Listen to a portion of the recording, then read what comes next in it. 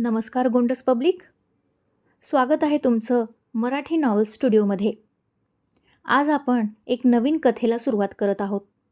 कथेचं नाव आहे हृदयी प्रीत फुलली. हृदयी प्रीत फुलली भाग 1. मुंबई, स्वप्नांचं शहर. हे शहर कधीच झोपत नाही असं म्हणतात, कारण इथं प्रत्येक क्षणाला कोणाचं तरी स्वप्न आकार घेत असतं, तर कोणाचं स्वप्न डोळ्यातून वाहून जात असतं. इथल्या प्रत्येक रस्त्यावर संघर्षाची एक वेगळी कहाणी दडलेली असते. कुणी हातात पदवी घेऊन भविष्य शोधत असतो, तर कोणी आयुष्यभराच्या कष्टाचं फळ मिळवण्यासाठी धावत असतो. इथे प्रत्येक चेहरा वेगळा असतो, प्रत्येक ध्येय वेगळं असतं, पण धावपळ मात्र सगळ्यांची सारखीच. कारण मुंबई कोणासाठीही थांबत नाही. पहाटेचा अंधार हळूहळू विरघळत होता. क्षितिजावरून सूर्याची कोवळी किरणं अरबी समुद्राच्या निळाशार पाण्यावर पसरत होती. समुद्रावरून येणारा खारट गार वारा मरीन ड्राईव्हच्या किनाऱ्यावर आदळत होता आणि त्या वाऱ्यासोबत शहर पुन्हा एकदा जागं होत होतं. रस्त्यावर आधीच गाड्यांची वर्दळ सुरू झाली होती. एका बाजूला लोकल ट्रेनमधून उतरणाऱ्या हजारो लोकांची घाई, तर दुसऱ्या बाजूला हातात कॉफीचे मग, लॅपटॉप, बॅग आणि गळ्यात ID कार्ड घालून ऑफिसच्या दिशेने धावणारे, चालणारे तरुण तरुणी. सिग्नलवर थांबलेल्या वाहनांचे हॉर्न, रस्त्याच्या कडेला चहाच्या टपरीवर सुरू झालेल्या गप्पा, वर्तमानपत्र विकणाऱ्या मुलांचे आवाज, फुटपाथवर धावणारे जॉगर्स, या सगळ्यांच्या गोंधळातही मुंबईचं सौंदर्य वेगळंच भासत होतं. या शहरात प्रत्येक सूर्योदय एक नवी संधी घेऊन येत होता आणि प्रत्येक सूर्यास्त अनेक अपूर्ण स्वप्नांची आठवण करून देत होता. याच गजबजलेल्या मुंबईत पवई परिसरात आकाशाला स्पर्श करणारी काचेची एक भव्य इमारत सकाळच्या सूर्यप्रकाशात अधिकच झळाळून दिसत होती. पूर्णपणे आधुनिक वस्तुकलेचा नमुना असलेली ती इमारत दुरूनच लक्ष वेधून घेत होती. प्रवेशद्वारासमोर सुरक्षकांची लगबग होती. कर्मचारी आपली ID स्कॅन करून आत प्रवेश करत होते. लॉबीमध्ये सुगंधी फुलांच्या सजावटीसोबत आधुनिक इंटेरियर, संगमरवरी फरशी आणि शांत वातावरण पाहून कोणालाही त्या कंपनीचा दर्जा सहज लक्षात यावा. इमारतीच्या सर्वात वरच्या भागावर मोठ्या स्टीलच्या अक्षरांत कंपनीचं नाव झळकत होतं. Vertex global solutions private limited. देशातील अग्रगण्य मल्टीनॅशनल IT कंपनी.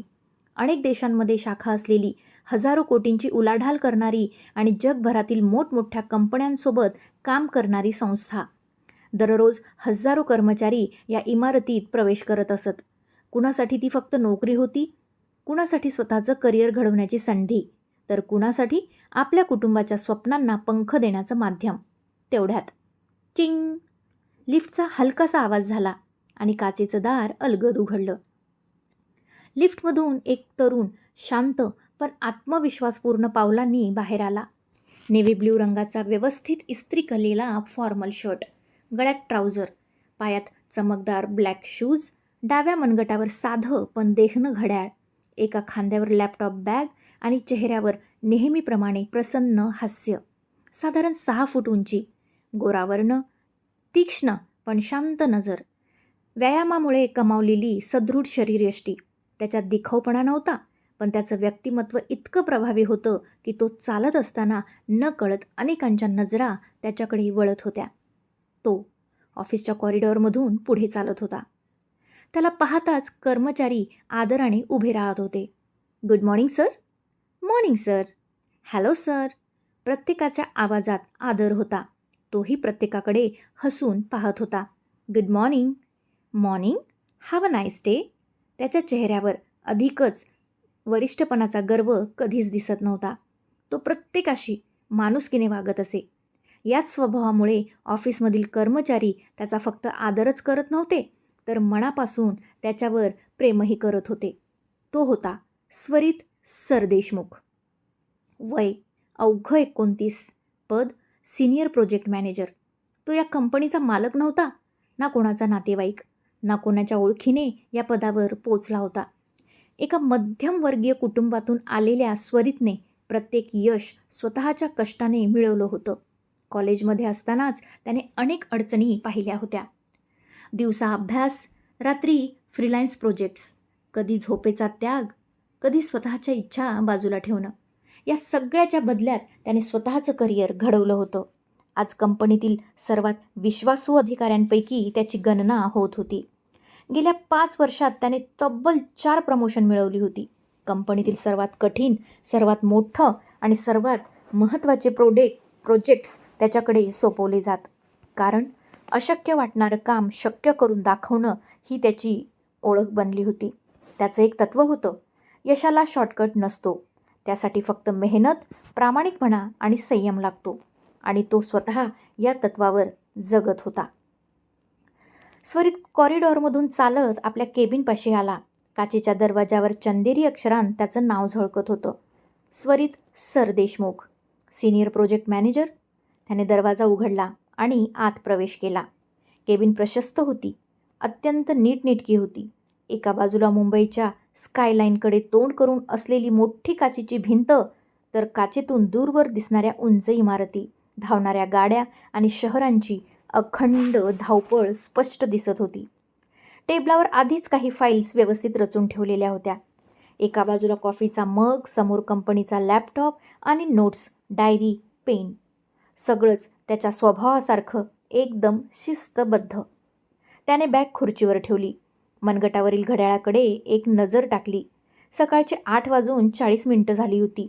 नेहमीप्रमाणे तो वेळेच्या आधीच ऑफिसमध्ये पोहोचला होता. लॅपटॉप सुरू करताच स्क्रीनवर आजच्या मीटिंग्सची यादी दिसू लागली. सिंगापूर क्लायंटसोबतची महत्त्वाची मीटिंग, 2 इंटरनल रिव्ह्यू, एक बजेट डिस्कशन आणि संध्याकाळपर्यंत अजून कितीतरी काम. त्याने हलकाचा श्वास घेतला. बिझी डे, तो स्वतःशीच पुटपुटला. पण त्याच्या चेहऱ्यावर तणाव नव्हता. काम कितीही असलं तरी त्याच्यासाठी ते कधीच ओझं नव्हतं. त्याला त्याचं काम मनापासून आवडत होतं. तो दिवसातील पहिली फाईल उघडणार इतक्यात टकटक दारावर हलकीशी टकटक झाली. त्याने नजर वर केली. मे आय कम इन?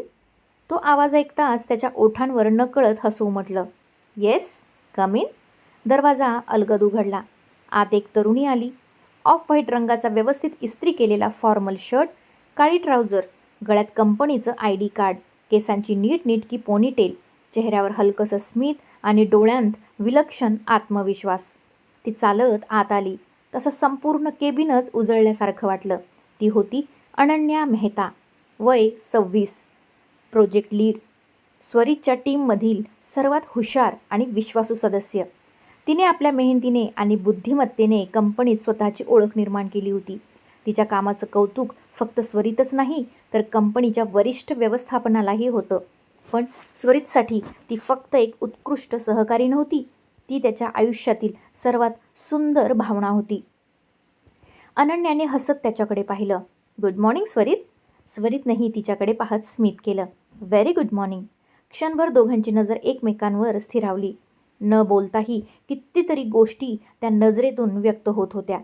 तिच्या चेहऱ्यावरचं हसू पाहिलं की स्वरितचा दिवस सुंदर व्हायचा आणि स्वरितचा शांत चेहरा पाहिला की अनन्याच्या मनात एक वेगळीच सुरक्षिततेची भावना निर्माण व्हायची. ती टेबलाजवळ आली. तिच्या हातात काही फाईल्स होत्या. आज 10 वाजताची सिंगापोर क्लायंट मीटिंग. ती बोलत म्हणाली, तूच लीड करणार आहेस ना? स्वरितने मान हलवली. हो. प्रेझेंटेशन मी काल रात्री फायनल करून तुला मेल केला आहे. मी सकाळीच पाहिलं. काही बदल हवेत का? त्याने फाईल बंद करत तिच्याकडे पाहिलं. NAAT at all. प्रेझेंटेशन खूप छान तयार झालं आहे. Excellent work. त्याच्या तोंडून कौतुकाचे शब्द ऐकताच तिच्या चेहऱ्यावर समाधान उमटलं. कारण जगात अनेक लोक तिच्या कामाचं कौतुक करत असत.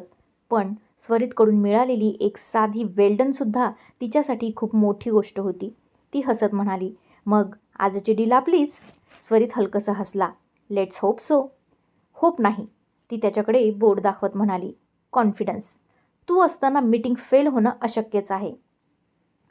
स्वरितने हसत मान हलवली. इतका ओव्हर कॉन्फिडन्स चांगला नसतो. हा ओव्हर कॉन्फिडन्स नाही, हा माझा तुझ्यावरचा विश्वास आहे.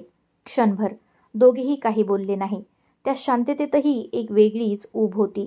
गेली 2.5 वर्ष दोघं एकमेकांच्या प्रेमात होते. प्रेमाची सुरुवात मैत्रीतून झाली होती. एका प्रोजेक्टवर काम करत असताना दोघं जवळ आले. एकमेकांच्या स्वभावावर प्रेम बसलं आणि न कळत दोघांनी एकमेकांशिवाय आयुष्याची कल्पनाच करणं बंद केलं. मात्र त्यांनी एक नियम ठरवला होता. ऑफिसमध्ये ते फक्त सहकारी. कामाच्या ठिकाणी त्यांच्या नात्याचा कोणताही परिणाम होणार नव्हता. म्हणूनच ऑफिसमधील फार कमी लोकांना त्यांच्या प्रेमाबद्दल माहिती होती. त्यांच्यासाठी आधी काम आणि मग बाकी सगळं. स्वरितनं घड्याळाकडे पाहिलं. मीटिंगला अजून तासभर आहे. टीम तयार आहे? अनन्या लगेच व्यावसायिक सुरात बोलली.